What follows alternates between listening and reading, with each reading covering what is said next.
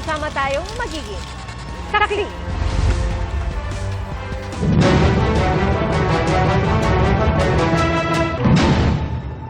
Mga kapuso, bago sa saksi, ilang barangay sa Maynila ang walang kuryente ngayong gabi matapos mabagsakan ng crane ang mga kawad ng kuryente.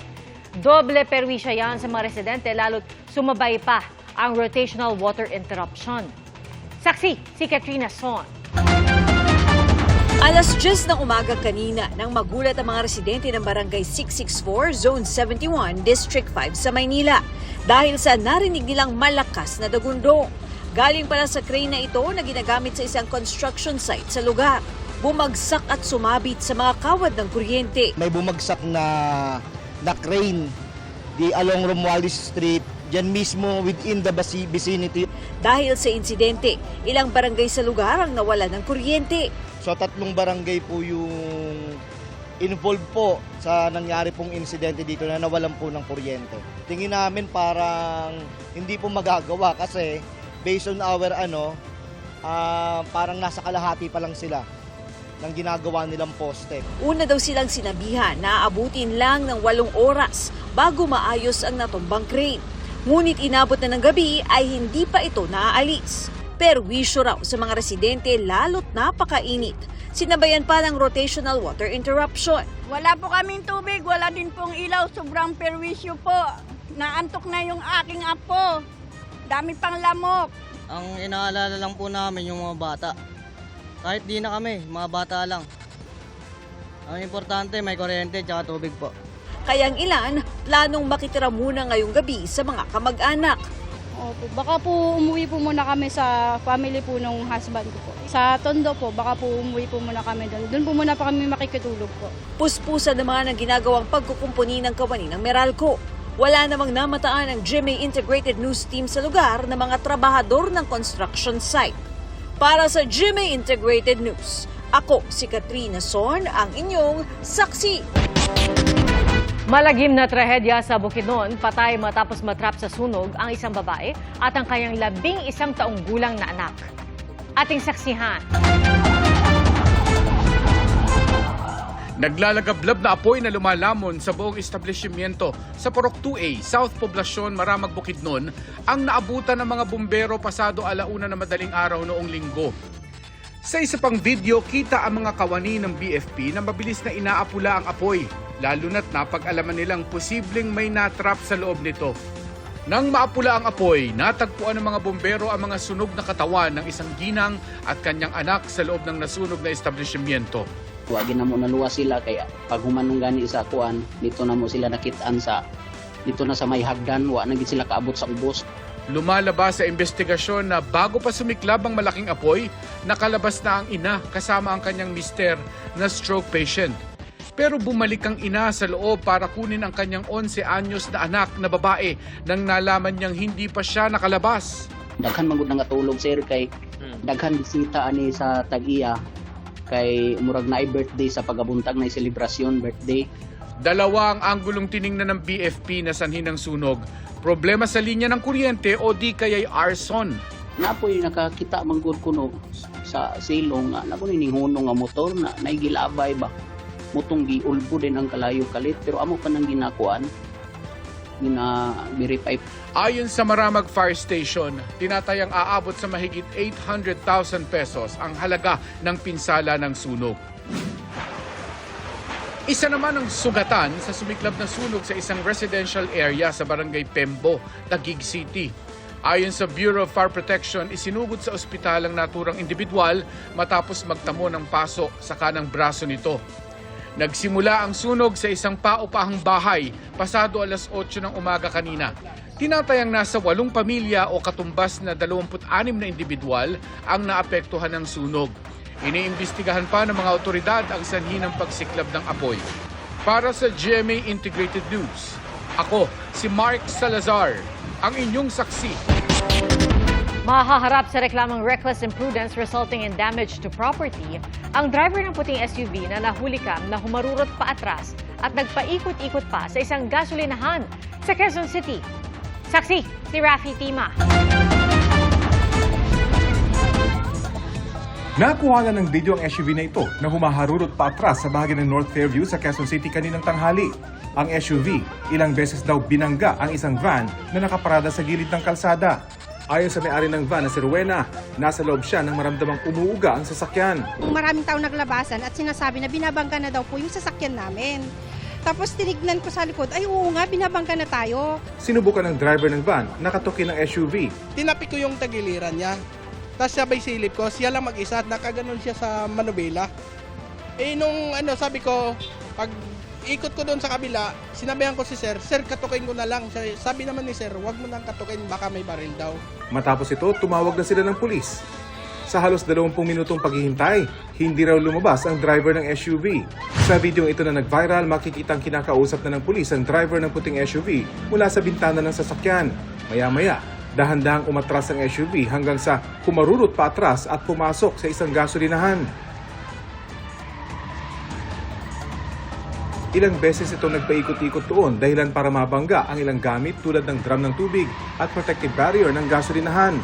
Napatakbo ang mga tao. Nang humupa ang sitwasyon, lumabas ang driver ng SUV pero tila hindi raw alam ang nangyari. Sabi ko, sir, ano po bang nararamdaman niyo? Sir, alam niyo pa ba yung nangyari? Sabi, hindi ko alam eh. Ang alam ko lang, may tumama na sa akin dito, masakit nga eh.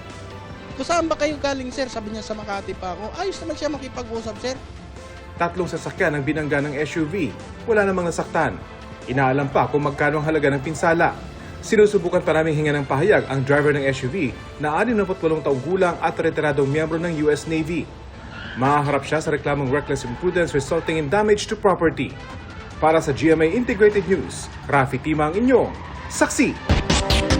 Hawak na ng mga pulis ang driver ng bus na nakasagasa sa isang babae sa EDSA busway sa Quezon City. Saksi si Marisol Abduraman. Dead on the spot ang babaeng yan matapos masagasan sa bahagi ng EDSA busway sa Cubao, Quezon City. Halos hindi makilala ang babae sa tindi ng pinsala sa ulo. Basag naman ang kanang bahagi ng windshield ng nakasagasang bus. Ayon sa mga saksi, tumawid ang babae sa busway bandang alas 9 ng umaga kanina. Nakita niyo po muna siyang patawid. Opo, dala niya yung kalakal niya. Tumawid po siya. Tapos po, biglang may kumalabog. Nung pagkalabog, napatingin ako sa bus. Huminto po yung bus. Kwento naman ng isa sa mga sakay ng bus, lumusot sa pagitan ng mga concrete barrier ang biktima matapos tumawid. Iniwasan na niya yung mga sasakyan dyan para tumakbo siya. Tapos tumakbo siya, yun din ang dating ng bus. Hindi na makontrol kasi bigla siyang sumulpot. Pag-amin ng driver ng bus, hindi niya nakita ang babae. Hindi niya siya napansin sa malayo. Hindi na po, medyo traffic po dyan. Kaya natakpan siya sa mga sasakyan dyan. Bigla siyang tumawid. Napansin ko na, ma'am, sa harapan ko na, ma'am. Hindi rin daw mabilis ang pagpapatakbo niya sa bus. Kasi puno po ako ng pasahero.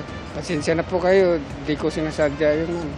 Ayon sa nakuha naming informasyon, ma'am, galing sa bus driver, ang kanya pong takbo ay 30 kilometers per hour. Pero amin pa pong aalamin sa CCTV po namin na makukuha. Ayon po sa kanyang salaysay, ma'am, ay yung babae daw po ay bigla pong sumalpot.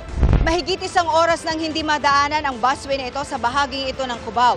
Kaya naman ang mga bus sa regular lane na dumadaan kaya kapansin-pansin ang pagbagal ng daloy ng mga sasakyan dito sa EDSA. Nasa kustodiya na ng pulisya ang driver. Sasampahan pa rin po ng kaso na reckless imprudence resulting in homicide. Bawal na bawal po talaga tumawid po dito kasi po bawal po ito, delikado po talaga ito, bawal po talaga. Marami po tumatawid, ilabesa po sinabihan namin, ayaw po rin talaga. Para sa GMA Integrated News, Marisol Abduraman, ang inyong saksi. Muling nag-issue ang COMELEC ng show cause order laban sa isang kandidato sa Pasig na dati nang pinuna dahil sa kanyang sinabi ukol sa mga solo parent. At pinagpapaliwanag siya ngayon ng COMELEC dahil sa sinabi naman niya tungkol sa katawan ng kanyang staff. Saksi, si Dano Tingkungko. Wala pang 1 linggo mula nang iutos ng COMELEC na magpaliwanag si Pasig Congressional Candidate Attorney Christian Sia dahil sa pahayag na ito tungkol sa mga solo parent. Minsan sa 1 taon, ang mga solo parent na babae na nireregla pa, pwedeng sumiping ho sa akin. Pero may panibagong show cause order ang COMELEC para sa kanya dahil sa isa pa niyang pahayag noong April 3. Para kasi patunayang hindi anya siya manyak, iniharap niya sa hiwalay na kampanya ang isa niyang staff. Pakita ka lang, para hindi ka pagselosan. Yan. Yan ho ang staff. Ano ba itsura mo nung nakaraang 15 taon? Payat? Hindi. Mataba ka na. Ang punto ko. Yan ho ba ang magiging staff ng manyak? Di ba? Pagkatapos ay binanggit naman ang edad ng isa pang staff. 59 years old. Diyo. Pagdating mo sa babae, malinaw po. Ang babae ay nire-respeto at minamahal. Binigyan ng COMELEC ng 3 araw si Sia para magpaliwanag kung bakit hindi siya dapat sampahan ng election offense o petition for disqualification. Ang pangalawa na show cause order sa kanya dahil doon sa kanyang sinabi sa entablado, lalo na kahit ito ay address sa kanyang assistant. Ang sinasabi kasi natin public yon habang sa isang campaigning yon, and therefore naririnig ng madami at napapanood ng madami. Ngayong linggo ay dedesisyonan ng Task Force SAFE ng COMELEC kung dapat siyang kasuhan ng disqualification. Inihain na ni Sia ngayong araw ang kanyang paliwanag sa naunang show cause order. Kung matuloy sa disqualification case, sunod na pag-aaralan kung may sapat ding basihan para sa hiwalay na reklamong paglabag sa Omnibus Election Code. Sa parehong show cause order, ipinunto ang posibleng paglabag sa COMELEC Resolution 1116 na itinuturing na election offense ang diskriminasyon laban sa mga babae at panghaharas batay sa kasarian. Sinusubukan naming hingan ng paliwanag si Sia sa panibagong show cause order ng COMELEC. Nauna na siyang nagsorry kaugnay sa sinabi niya tungkol sa mga solo parent. Ang Korte Suprema naglabas din ng show cause order para pagpaliwanagin si Sia kung bakit hindi siya dapat patawan ng disciplinary action para sa naturang pahayag. May 10 araw si Sia para sumagot. Sa gitna nito ay naprubahan ng COMELEC ang supplemental resolution para palawakin ang anti-discrimination and fair campaigning guidelines. Itinuturing ng safe space ang lahat ng election-related activity, kabilang ang campaign rallies pati ang mga social media platform na ginagamit sa eleksyon. Election offense na rin ang child abuse, diskriminasyon, incitement at mga bastos na publication at palabas. Bawal na rin ang mga jingle na may double meaning. Dapat siguro mas mataas na konti nga yung discourse sapagkat meron po tayong mga nanonood na mga naniniwala sa atin, mga bata, kabataan, na maaaring pag lumaki, baka akala po nila kasi ay tama. Ang mga lalabag pwedeng isumbong sa Task Force SAFE ng COMELEC. Para sa GMA Integrated News, ako si Dano Tingkungko ang inyong saksi. Nakalabas na sa Exclusive Economic Zone ng Pilipinas ang namataang Chinese research vessel sa Batanes, pero may isa pang namataan malapit sa Santa Ana, Cagayan. Saksi, si Joseph Moro. Mag-aalas 10 kaninang umaga nang lumipad ang eroplano ng PCG mula sa Lawag, Ilocos Norte. Ang misyon matyaga ng Chinese research vessel sa bahagi ng Batanes sa sakop ng Exclusive Economic Zone ng Pilipinas. Pumasok ito noong April 2 nang walang pahintulot sa bansa. Namataan na ng Philippine Coast Guard yung minomonitor nila ng Chinese research vessel at ilang beses ito nang niradyohan, pero hindi ito tumutugon kahit minsan sa mga radio challenges na ibinigay ng PCG. Sa pag-iikot ng eroplano ng PCG, ilang beses niradyohan ang isang barko.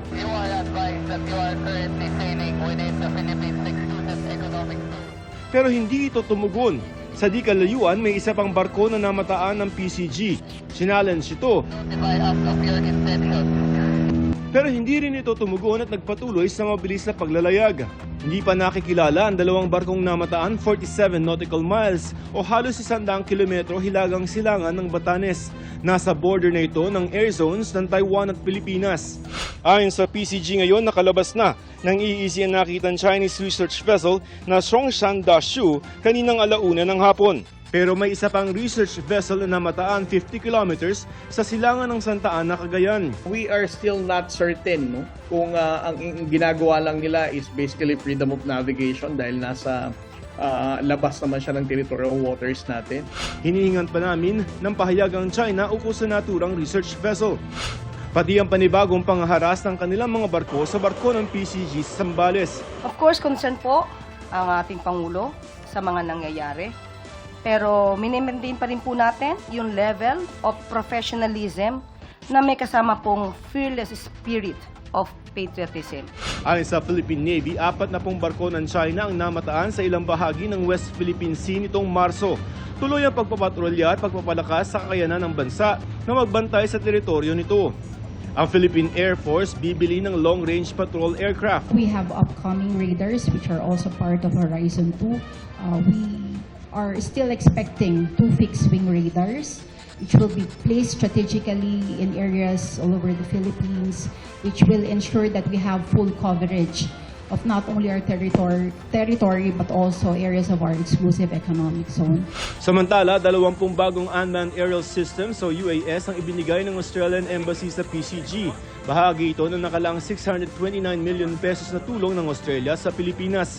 Kabilang dito ang drone na may night vision at kayang kumuha ng litrato at video sa gabi. Gayon din ang isa pang klase na kayang tumagal ng ilang oras sa himpapawid. Guided by our commitment to work with our partners to enhance maritime security, uphold international law, and manage marine resources. This, ladies and gentlemen, is the Philippines-Australia Strategic Partnership in action. Malaking tulong siya in the entire mission areas of the Coast Guard. It can extend the reach of our ships. Mas malawak yung area na mas makikita niya. Mas makakatipid tayo ng fuel, mas magiging less din na risky sa tao natin. Para sa GMA Integrated News, ako si Joseph Morong, ang inyong saksi. Patuloy na pinaghahanda ang publiko dahil sa posibilidad na masundan pa ang pagsabog ng Bulkang Kanlaon kaninang umaga. Saksi, si Eileen Pedreso ng GMA Regional TV. Umabot sa taas na 4,000 metro ang ibinugang abo ng Bulkang Kanlaon bago mag-alas 6 ng umaga kanina. Ayon sa PHIVOX, halos 1 oras ang aktibidad ng bulkan na nagpasiklab pa sa isang grass fire. Kusog jud kayang ko ano? Sayang babaan dapit ba? Kusog jud kay gayukot-yukot, no? Nakuhanan din ng thermal camera ng PHIVOX ang pagdausdos ng pyroclastic density currents na binubuo ng mainit na gas at volcanic material. Bumulaga ang makapal at maitim na abo sa mga taga Negros Island. Inulan ng abo ang research facility ng Sugar Regulatory Administration sa La Casiñana, kaya pinalikas muna ang kanilang mga tauhan. Isa sa pinaka-apektado ng ashfall ang La Carlota City. Sa Barangay San Miguel, nabalot ng abo ang mga kalsada at sasakyan, pati mga bubong at taniman. Ang ilang residente nangamba para sa kanilang kalusugan. Nang dukalinong man, tapos ang mula nga paggawa sa bugwa, ga ulbo na ang asopre. Oo, yan mo man gid na siyempre basi bala kung magtupa ang daw mga barasaw. Ang gaman kagasun ang napaminsang mong apo ko may hapo. Kita ko gatimbuok na sa babaw. Kaya muna dahil nagingagaw ko di puli sa San Miguel. Sakay ko sa salakyan ng sang Raal. Nagingagaw ko, hingagaw mo sila pa sa Raal. Hindi naging makita ang dalan nga muna niyo. Puri kulba eh. Pero nagano lang nga hindi man siya maglupok kay sungaw mo lang na mo galing kaya ang amon delikado lang ang asupre. Tapos tisubong kinanglan gid kami tubig. Mahigit 1,900 na individual ang nasa evacuation center simula anong Disyembre ayon sa La Carlota City LGU. Nadagdag ang 16 na individual mula sa 4 na pamilyang lumikas dahil sumama ang pakiramdam matapos makalanghap ng asupre. Kay tungod may mga babies, may mga iban ang mga bana may ginabatsyag, so hindi kagwantas ang baos ng asupre. Ayon sa DSWD, bago pa man ang pagsabog, ay nakaposisyon na ang mahigit 250,000 na family food packs sa mga warehouse sa Western at Central Visayas. Nakikipag-ugnayan na raw sila para sa pangangailangan ng mga apektadong LGU. Tiniyak din na Malacanang na handang magbigay ng dagdag na tulong ang gobyerno kung kinakailangan. Hindi pa inaalis ng PHIVOX ang Alert Level 3 sa Bulkang Kanlaon. Patuloy na pinaghahanda ang mga otoridad at publiko dahil posibleng masundan ang explosive eruption na maaaring magdulot ng lava flow. Isa inagyapon sa mga senaryo nga pwede natin ginalantaw no nga magka-effusive eruption. Based sa aton nga ground deformation no nga inflated gyapon ang aton nga ang edifice ang aton nga volcano amat-amat na pagsakas ang magma. Pinagbabawal pa rin ang pagpasok sa 6-kilometer radius ng bulkan at paglipad ng mga sasakyang panghimpapawid malapit sa crater. Bangaman may mga inilikas na, nagpaalala ang Office of Civil Defense na manatiling alerto. Pinayuhan din nila ang mga residente na magsuot ng goggles o takpan ang bibig ng basang tela kontra ashfall. Ang GMA Kapuso Foundation naman nakatakdang magtungo sa susunod na araw para maghatid ng tulong sa mga apektado ng pagputok ng Bulkang Kanlaon. Para sa GMA Integrated News, ako sa Aideen Pedraso ng GMA Regional TV, ang inyong saksi. Paano nga ba matutugunan ang problema ng bullying sa bansa? Sa pagtalakay dito sa Senado, naungkat ang kakulangan ng mga guidance counselor at ang batas ukol sa GMRC o Good Manners and Right Conduct. Saksi si Mav Gonzalez.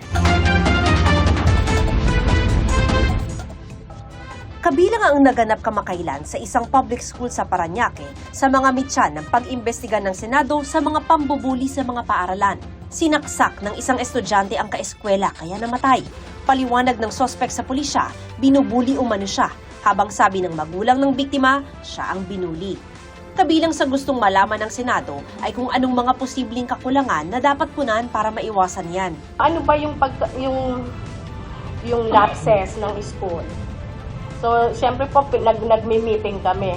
So, unang-una po, sa dami ng estudyante, at meron po akong 11 na watchmen, hindi po security guard. Sabi ng principal, sa hallway lang may CCTV at wala sa mga classroom. Kulang aniya ang seguridad at guidance counselors para sa halos 4,000 nilang estudyante. Dapat po, specialized doon para na ililid yung bata. Meron din doon na register pero ayaw niya pong maging counselor. Bakit po? Maaari po yung sweldo kasi teacher 1 lang yun. Tapos yung responsibility po napakalaki. Nausisa rin ang sinapit ng isang high school student sa Quezon City na kinaladkad at iwinasiwa sa sahig habang sinasabunutan ng mga kaeskwela. Walang tumulong o kahit nagsumbong kahit maraming estudyante sa classroom kung saan ito nangyari. Sabi ko sa mga bata nung kausap ko sila, bakit wala man lang ni isa sa inyo na pumunta sa teacher para sabihin na sinasaktan ang kaklase niyo.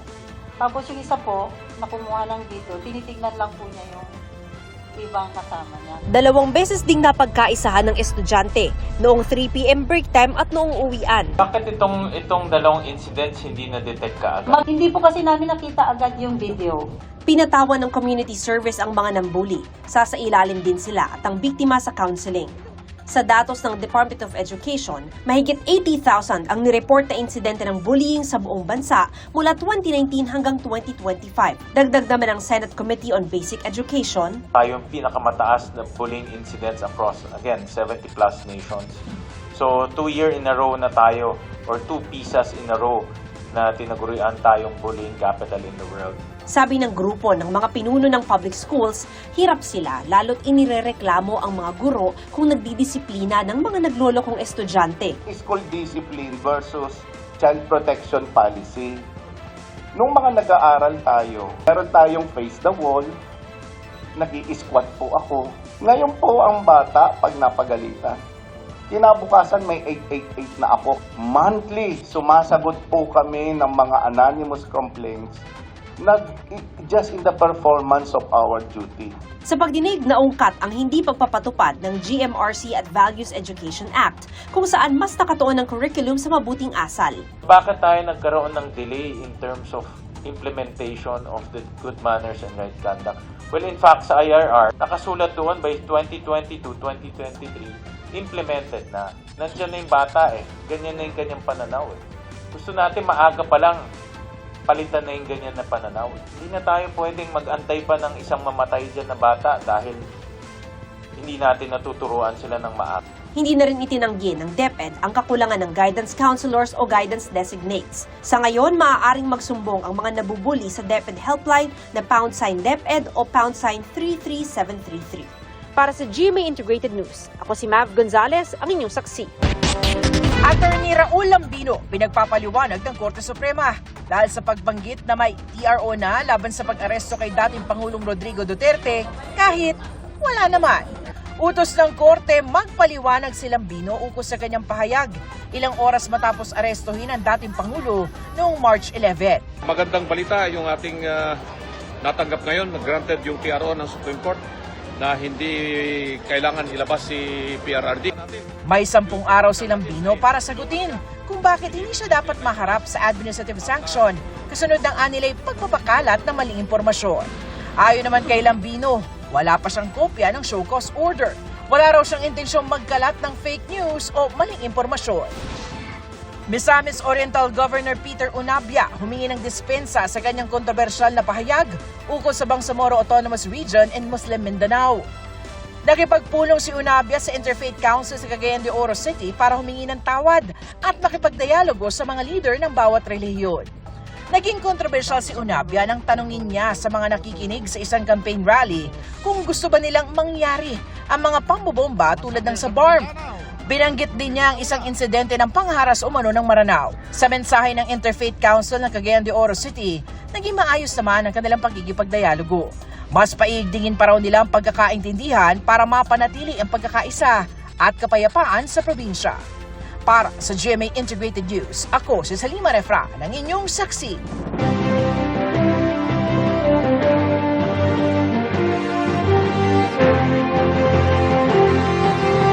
34 na araw bagong eleksyon 2025. Tuloy-tuloy ang mga tumatakbo sa pagkasenador sa paglalatag ng kani-kanilang mga advokasya.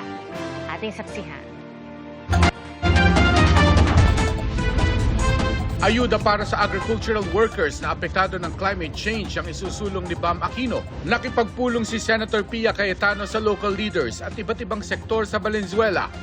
Social justice ang isa sa binigyang diin ni Allen Capuyan sa Dumaguete. Regularisasyon ng barangay health workers ang isinulong ni David De Angelo. Nasa senatorial forum din sina Calio de Guzman, Teddy Casino, Arnel Escobar at Ernesto Arellano. Children with special needs ang binisita ni Angelo de Alban sa Pampanga. Pagkakaroon ng Super Health Center sa buong bansa ang isinusulong ni Senator Bongo. Inilatag ni Ping Lacson ang kanyang advokasya kontra korupsyon sa pagtitipon ng isang business group. Bumisita naman sa Butuan City si Congressman Rodante Marcoleta.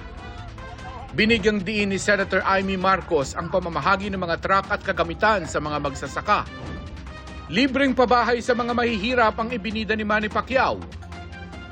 Ibinida ni Kiko Pangilinan ang mga naipasang batas para sa sektor ng agrikultura. Iginiit ni Ariel Querubin ang importansya ng mabuting pamamahala para labanan ng insurgency. Mahalagang papel ng LGU ang iginiit ni Senator Francis Tolentino. Dagdag proteksyon sa mga OFW ang ipinangako ni Congresswoman Camille Villar. Patuloy naming sinusundan ang kampanya ng mga tumatakbong senador sa eleksyon 2025. Para sa GMA Integrated News, ako si Mark Salazar, ang inyong saksi.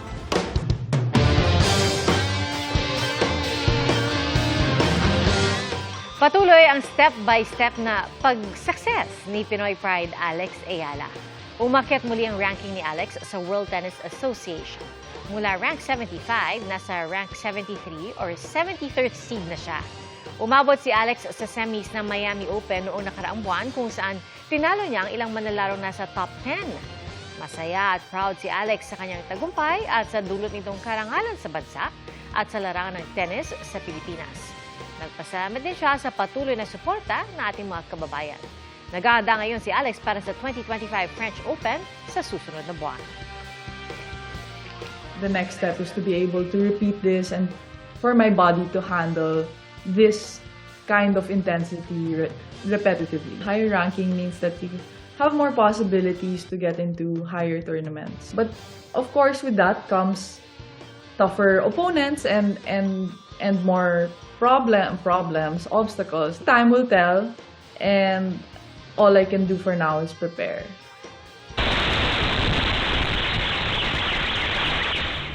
Umalingaw-ngaw ang malakas na pagsabog sa pagtama ng Russian missile sa Ukraine. Nangyari po yan sa lungsod kung saan nagmula si Ukrainian President Volodymyr Zelensky. Ayon sa Ukrainian military, nadamay sa airstrike ang isang playground. 20 ang nasawi, kabilang ang 9 na mga bata. 33 naman ang sugatan. Noong nakaraang buwan lang, nagmungkahi ang Amerika ng kasunduan para sa full ceasefire na tinanggap ng Ukraine pero tinanggihan ng Russia. Hindi bababa sa 18 ang nasawi matapos bumigay ang kisame ng isang nightclub sa Dominican Republic. Mahigit 100 naman ang sugatan. Naganap ang insidente sa gitna ng performance ng isang singer. Hindi pa malinaw kung ano ang naging sanhi nito at nagpapatuloy ang paghahanap sa mga natrapat posibleng natabunan sa loob. Pinasight in contempt ng House Tri-Committee ang 4 na social media personality kaugnay sa investigasyon sa naglipa ng fake news online. Sa kabila ng paulit-ulit na summons, bigong dumalo sa pagdinig ngayong araw sina Sasot at Jeffrey Celis. Pinakukumpirma rin ng komite sa DFA at Bureau of Immigration kung nasaan ang dalawa. Nagsumite naman ng mga dokumento si Lorraine Badoy na nagsasabing nasa Hong Kong siya. Pero cited in contempt pa rin dahil bigo raw siyang magbigay ng legal excuse. Cited in contempt naman si Mark Anthony Lopez dahil sa mga pahayag na umaatake sa TRICOM. Hindi raw siya dumalo sa pagdinig ngayong araw dahil tumestigo na siya sa nakaraang pagdinig. Sa mga gustong mamasyal at mag-relax ngayong tag-init, pwede pong dumayo sa Panglao, Bohol. Handog ng isang resort ang kakaibang spa experience. Ang tila pagkagat-kagat ng mga isda. Kinakain ng mga Gararufa Dr. Fish ang mga dead skin cells na tila masahe sa katawan. Ipinagmamalaki rin sa Panglao ang kanilang mga white sand beach. Posibleng habang muling mabuhay ang isang uri ng hayop na mahigit 10,000 taon nang wala sa mundo. Umukwit po ng kasaysayan ng isang biotech company sa Amerika na tagumpay na nakabuo ng 3 buhay na puting lobo. Nakawanis o kawangis ng extinct na dire wolf. Sa pamamagitan ng cloning at gene editing technology, binago ng kumpanya ang genes ng isang gray wolf na siyang pinakamalapit na kamag-anak ng dire wolf. Ang resulta ay isang hybrid species na may mga katangian ng na-extinct na lobo. Pero ayon po sa isang propesor, malabong maibalik ang mga dire wolf dahil hindi naman eksaktong kopya ng mga na-extinct na lobo ang nabuo. Salamat po sa inyong pagsaksi. Ako po si Pia Arcangel para sa mas malaking misyon at sa mas malawak na paglilingkod sa bayan. Mula sa GMA Integrated News, ang News Authority ng Filipino. Hanggang bukas, sama-sama po tayong magiging saksi!